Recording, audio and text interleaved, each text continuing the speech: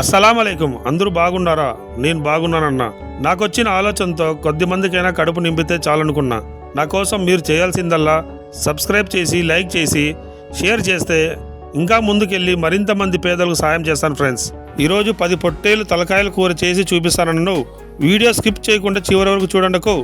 ఈరోజు మా ఊర్లో మటన్ మార్కెట్కి వెళ్ళి 10 పొట్టేలు తలకాయలు కొన్నామన్నా. దీన్ని బాగా 2 సార్లు నీట్గా కడగాలప్ప. దీనికి ఉప్పు, కారం, పసుపు పట్టించి ఒక అర్ధగంట సేపు పక్కన పెడదామన్నా.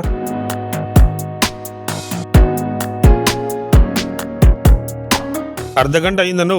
పెద్ద దబర అయితే పెట్టుకుందామన్నా. బా శాగం ఎక్కువ ఉందరు, కాలరా. జాగ్రత్త చూసుకో పప్పా.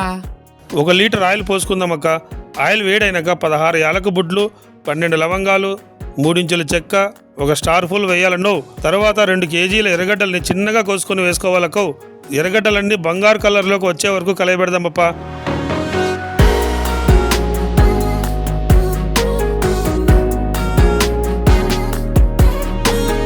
తర్వాత 1/4 కేజీ అల్లం తెల్లవాయల పేస్ట్ని వేసుకొని పచ్చి వాసన పోయే వరకు కలయబెడదామప్పు. మళ్ళీ జంపుగా కోసుకున్న 1 కేజీ టమోటాకాయలని వేసుకుందామక్కో.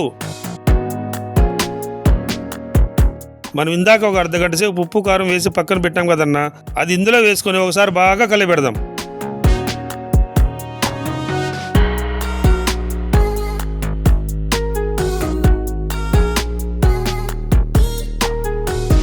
మళ్ళా 1/4 కేజీ కారం, 2 స్పూన్ల పసుపు, తగినంత ఉప్పు వేసి ఒకసారి కలిపెడదామన్నా.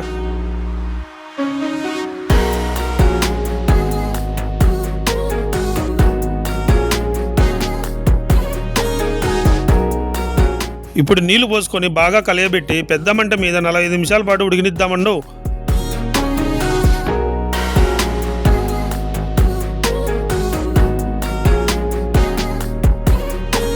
మామూలుగా ఇంట్లో అయితే చిన్న వంట కదా, కుక్కర్ మీద 7-8 విజిల్స్ వేస్తే సరిపోతుంది, బాగా ఉడుకుతుంది. మనది కట్టెలపై కదక 45 నిమిషాలు బాగా తుక్కుగా ఉడికించాలా. 45 నిమిషాల తర్వాత 100 గ్రాముల ధనియాల పొడి వేసుకుందామప్పు.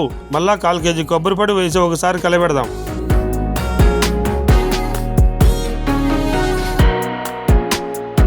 ముక్క 90% ఉడికింది. ఇప్పుడు మటన్ మసాలా వేసుకొని తిప్పితే అయిపోయా.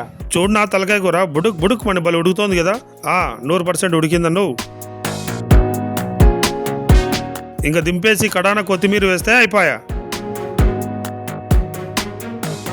చూడక ఎంత బాగా ఉడికిందో. మేము అన్నంలో కలుపుకొని తినడానికి కొద్దిగా చారుగా చేసుకున్నాముకు. మీకు గుజ్జుగా కావాలనుకుంటే నీళ్లు తగ్గించుకోండి. ఒకసారి టేస్ట్ చేసి చెప్తాను ఎలా ఉందో.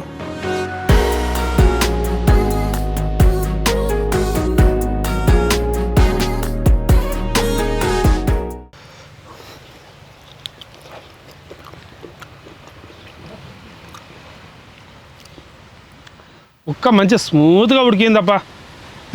చికెను, మటను చాలాసార్లు వండినాను. ఇది చాలా తక్కువ సార్లు వండినా కానీ చాలా అద్భుతంగా చేశాను. నా స్టైల్లో పేదల కోసం చేశాను ఇది. నేను వాళ్ళు ఎదురు చూస్తున్నారు. పదాం పండి.